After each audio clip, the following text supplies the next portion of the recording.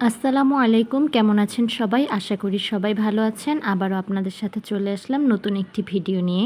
আজকের কোনো রেসিপি না, আজকে দেখাবো কিভাবে কাঁচা কাঁঠাল সারা বছরের জন্য সংরক্ষণ করে নিতে পারেন।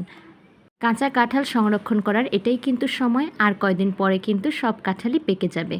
এই জন্য আমার আপু আমার জন্য কাঁচা কাঁঠাল পাঠিয়েছে। আমি ওকে বলেছিলাম কাঁচা কাঁঠাল পাঠাতে। আম্মু কয়েকটা ভাগ করে দিল সেই কাঁচা কাঁঠালগুলো। প্রথমে দাও দিয়ে আমি 4 ভাগ বা 6 ভাগ করে নিলাম, তাহলে আমার ছিলতে সুবিধা হয়েছে। প্রথমে কাঁঠালগুলো এরকম পিচ করে নিলে তারপরে ছুলে এভাবে কাটতে খুবই সহজ হবে। আর অবশ্যই দাও বা বটিতে তেল লাগিয়ে নেবেন, বেশি করে হাতেও বেশি করে তেল লাগিয়ে নেবেন। এরপরে এরকম সাইজ মতো পিস পিস করে নেবেন। আর মাঝখানে যে আতিটার মতো থাকে না, ওটা কিন্তু ফেলে দিবেন।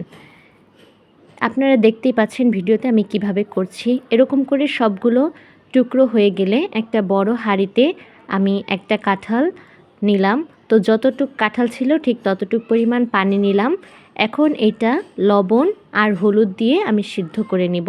এখানে আমি লবণ দিলাম 1 চা চামচ আর হলুদ দিলাম আধা চা চামচ।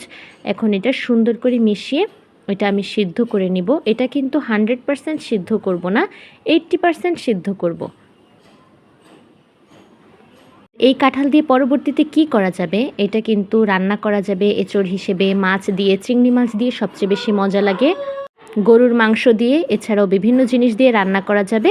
আবার এটা কিন্তু কাবাব বানিয়েও খাওয়া যাবে। তো দেখতেই পাচ্ছেন আমার কিন্তু এটা হয়ে গেছে। এখন এটা ঠান্ডা করে পলি ভরে ভরে এটা আমি ফ্রিজে রেখে দেবো 1 বছরের জন্য। ধন্যবাদ সবাইকে। আমার আইডিতে যারা যুক্ত আছেন তারা কিন্তু ইতিমধ্যেই দেখেছেন অনেকগুলো কাঁচা কাঁঠালের রেসিপি আমি শেয়ার করেছি। আর যারা এখনও যুক্ত হয়ে যাননি অবশ্যই আমার আইডিতে, আমার চ্যানেলে যুক্ত হয়ে যাবেন।